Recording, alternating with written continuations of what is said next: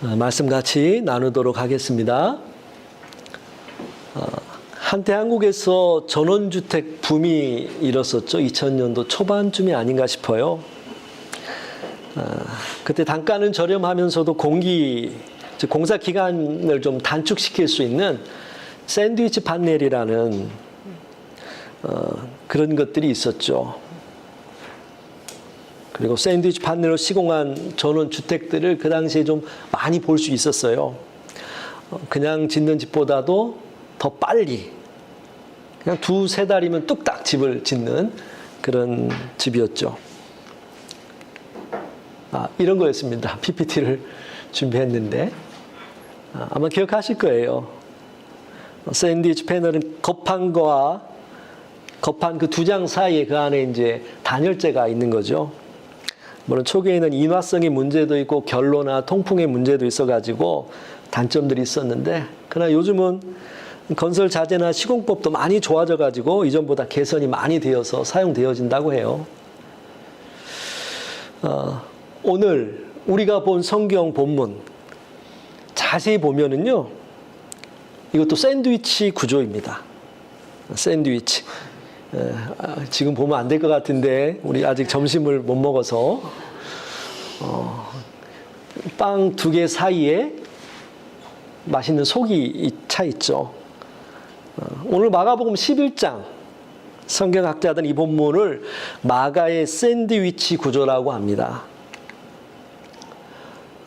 무화과 나무를 저주하시고 그 다음에 성전을 깨끗게 하시고, 그리고 무화과 나무가 마르고. 겉보기에는 무화과 나무 이야기입니다. 그런데 가운데에는 성전 이야기가 있습니다. 마가는 일부러 이 두 사건을 하나로 묶었습니다. 왜냐하면 무화과 나무는 성전을 설명하기 위한 비유이기 때문입니다. 그리고 더 나아가 성전을 향한 하나님의 심판은 오늘 우리 신앙을 향한 하나님의 질문이기도 합니다. 너는 잎사귀만 무성한 사람이냐? 아니면 내가 찾고 있는 열매가 있는 사람이냐?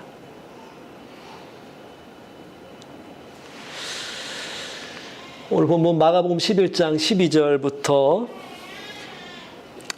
14절까지 우선 한번 본론으로 들어가며 말씀을 나눠보고자 합니다. 우리 12절부터 14절까지, 12절은 우리 은율이가, 13절은 은찬이가, 우리 14절은 황정희 사모님 한번 읽어주시겠어요? 이튿날 그들이 베다니에서 나왔을 때에 여호와께서 시정하신지라. 네.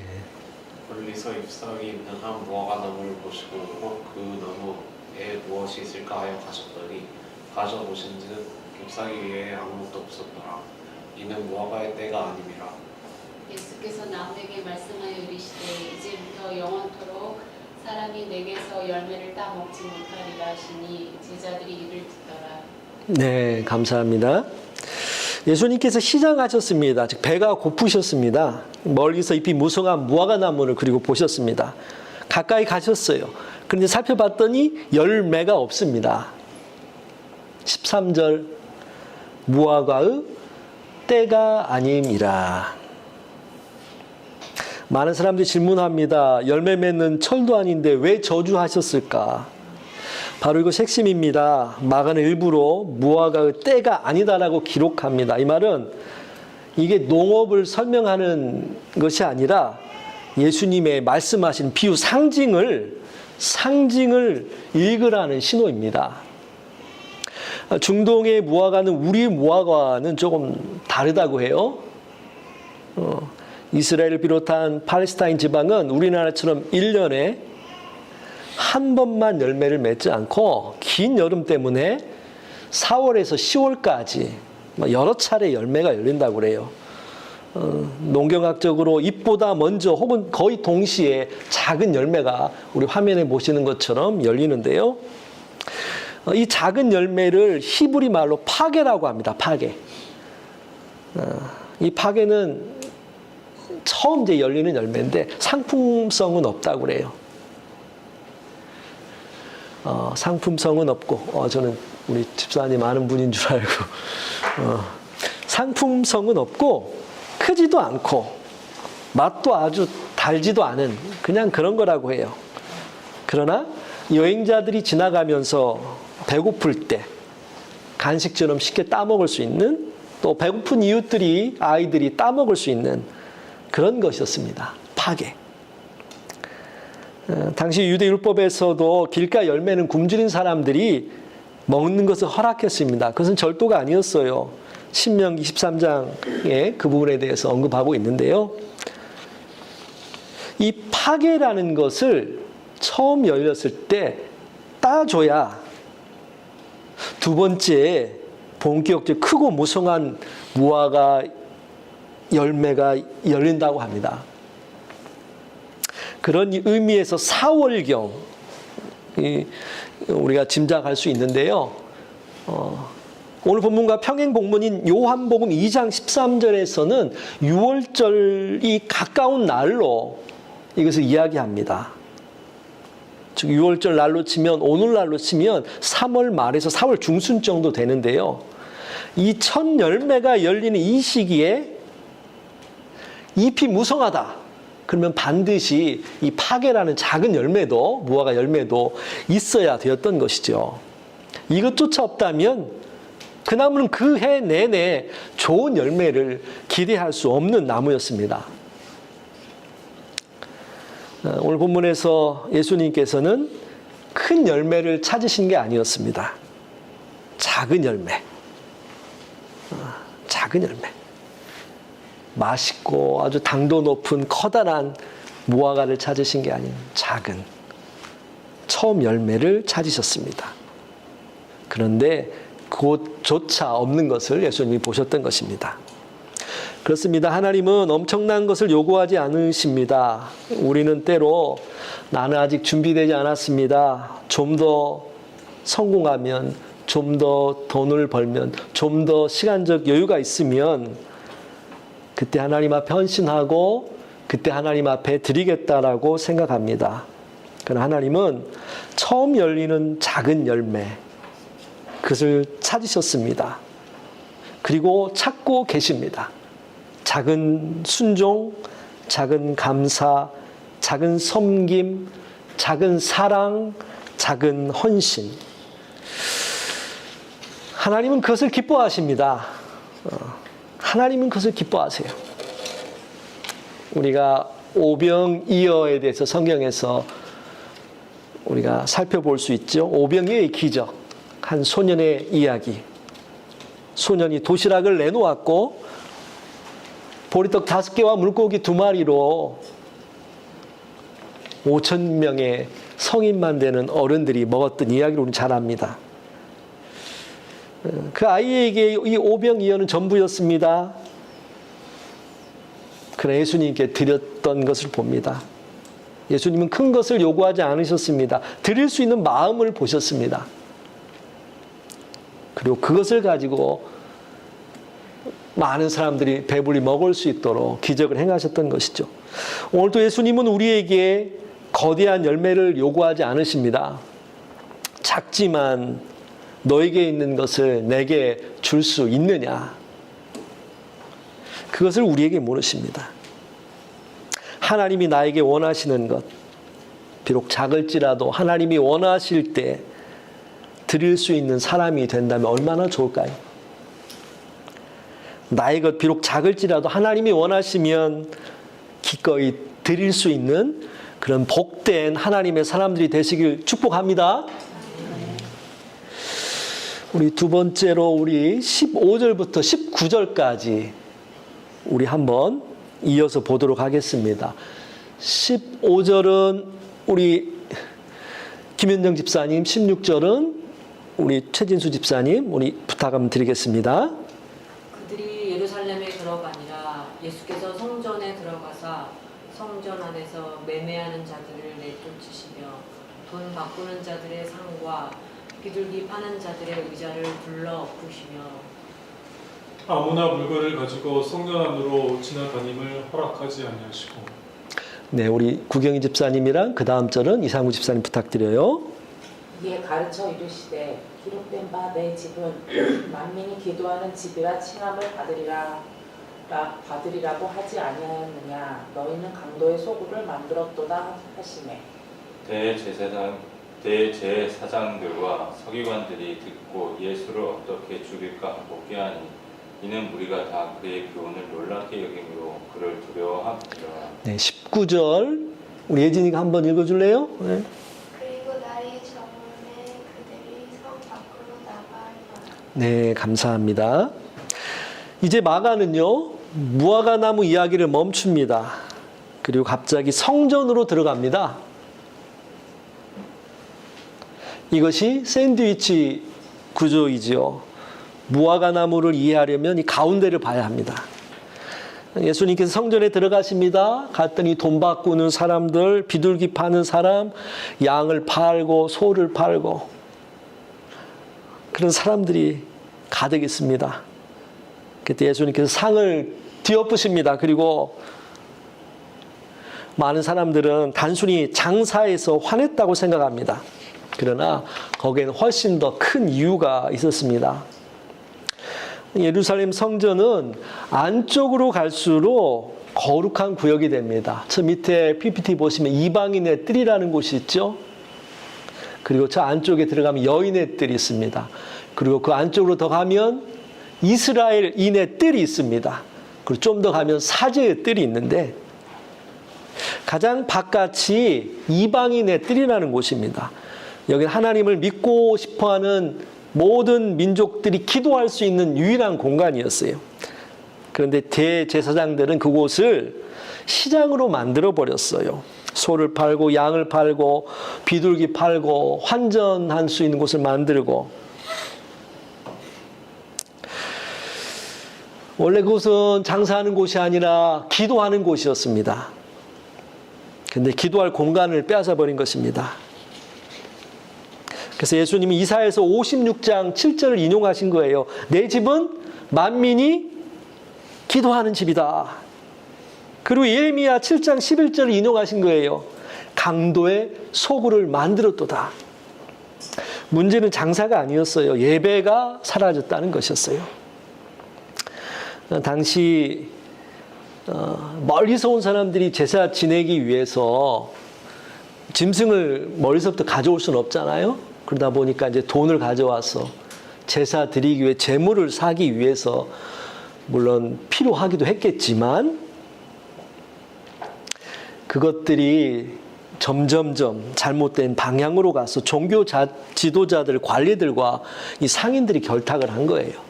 그래서 돈을 주고 그 자리를 사고 팔고 이권을 취득하고 그러면서 저곳을 가득 메운 거죠. 기도의 자리가 사라졌고 예배의 자리가 사라졌던 것입니다.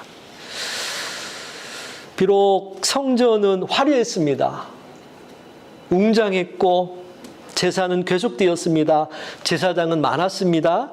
종교 행사도 많았습니다. 그러나 기도는 사라졌습니다. 국률도 사라졌습니다. 거룩도 사라졌습니다. 열매가 없습니다. 무화과 나무와 똑같았습니다. 화려한 잎사귀만 있었습니다. 예수님은 무화과 나무를 통해 이스라엘 전체를 향한 상징적인 심판을 보여주신 거예요. 그리고 실제로 AD 70년경 로마군에 의해서 이 예루살렘 성전은 회파됩니다. 돌 위에 돌 하나 남아있지 않게 될 것이다 라는 예수님 말씀처럼 이곳이 완전히 무너져 버립니다. 그래서 예수님께서는요, 배가 고파서 홧김에 무화과 나무를 저주한 게 아니신 거예요. 상징적으로 이스라엘을 향한, 성전을 향한 메시지를 주신 겁니다. 이제 샌드위치의 다른 한 판, 우리 20절에서 25절 우리 함께 좀 봤으면 합니다. 20절 제가 읽고 21절 은율이, 22절 우리 은찬이, 23절 정환이, 우리 그렇게 한번 읽어보겠습니다. 그들이 아침에 지나갈 때 무화과 나무가 뿌리채 마른 것을 보고 베드로가 생각나서 무대나 라비오 없어서 저주하신 무화과 나무가 맞아. 예수께서 그들에게 대답하여 이르시되 하나님을 믿으라. 네. 내가 진실로 너희에게 이르노니 누구든지 이 산더러 들려 바다에 던져지라 하며 그 말하는 것이 이루어질 줄 믿고 마음에 의심하지 아니하면 그대로 되리라. 네, 우리 한 소리 한번 부탁할게요. 그러므로 내가 너희에게 말하노니 무엇이든지 기도하고 구하는 것은 받을 줄 믿으라. 그리하면 너희에게 그대로 되리라. 같이 한번 읽겠습니다. 시작. 서서 기도할 때에 아무에게나 혐의가 있거든 용서하라. 그리하여라 하늘에 계신 너희 아버지께서도 너희 허물을 사하여 주시리라 하시니라. 그리고 다음 날 무화과 나무는요 뿌리채 말랐습니다. 20절이죠. 뿌리채 말랐어요. 그리고 베드로가 놀랍니다. 그래서 예수님께서 갑자기 근데 기도 이야기를 하시는 거예요. 왜일까요? 보통 우리는 23절만 읽습니다. 23절. 한번 같이 한번 읽어볼까요? 시작.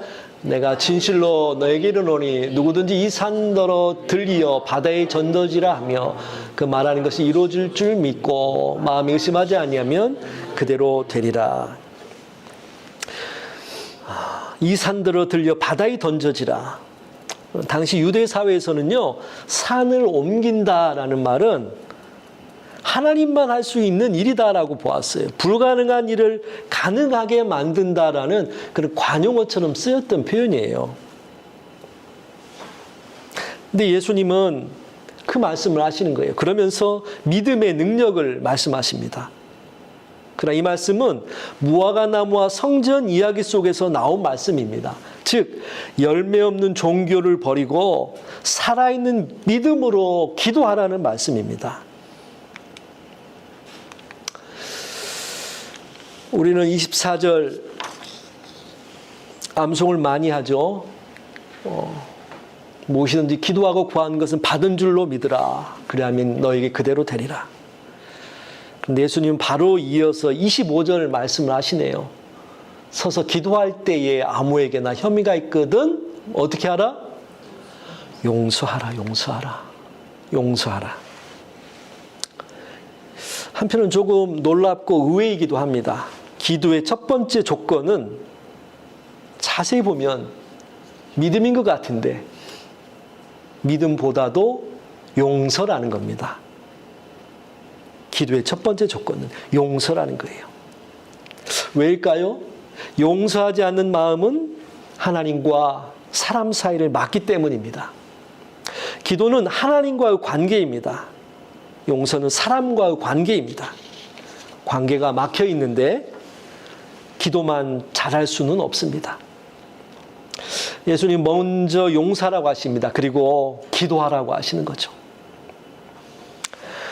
오늘 말씀을 이제 마무리하려고 합니다. 예수님은 오늘 또 우리에게 열매를 찾으십니다. 오늘 말씀은 단순한 무화과 나무 이야기가 아닙니다. 그리고 이것은 성전의 이야기이고 자세히 살펴보면 우리의 이야기입니다. 고린도전서 3장 16절 우리 최진수 집사님 한번 읽어주시겠어요? 너희는 너희가 하나님의 성전인 것과 하나님의 성령이 너희 안에 계신 것을 알지 못하느냐. 그래요. 우리가 바로 하나님의 성전이라고 성경은 말씀합니다. 우리가 하나님의 성전인데 어떻게 해야 될까요? 깨끗해야겠죠? 거룩해야겠죠? 예수님께서 저주하셨던 그 무화과 나무처럼 그 성전의 모습처럼 우리가 그렇게 살아가서는 안 되겠죠. 오늘도 예수님은 우리 삶 가까이 오십니다. 그리고 조용히 찾으십니다. 열매가 있는지. 큰 열매가 그런데 아닙니다. 작은 열매입니다. 사랑의 열매, 기도의 열매, 감사와 순종의 열매, 용서의 열매, 섬김의 열매. 혹시 우리는 신앙에 입사하기는 무성한데 화려한데 열매 없는 삶을 살고 있지는 않습니까? 예배는 드리지만 기도는 사라지고, 봉사는 하지만 사랑은 식어지고, 신앙의 말은 많지만 혹 용서가 없는 삶을 살고 있다면 예수님이 원하시는, 예수님이 찾으시는 그런 열매 맺는 삶을 살기를 소원합니다. 예수님께서 원하시는 것은 거대한 업적이 아닙니다. 오늘 내가 드릴 수 있는 작은 첫 열매입니다. 소년의 도시락처럼 작지만 전부를 드리는 마음입니다. 그리고 하나님 앞에 나아가기 전에 먼저 용서하는 마음입니다. 그때 우리의 삶은 잎사귀만 무성한 나무가 아니라 하나님께서 기뻐하시는 열매 맺는 나무가 될 것이고, 우리의 삶이 주님께서 기뻐하시는 작은 첫 열매를 날마다 맺는 그런 복된 삶이 될 것입니다. 바라기는 우리가 이런 복된 삶을 살아갈 수 있기를 간절히 원합니다. 날마다의 삶 속에 하나님께 드릴 수 있는 작을지라도 귀한 삶의 열매를 하나님 앞에 드리는 저와 여러분 되기를 간절히 축원합니다. 기도하겠습니다.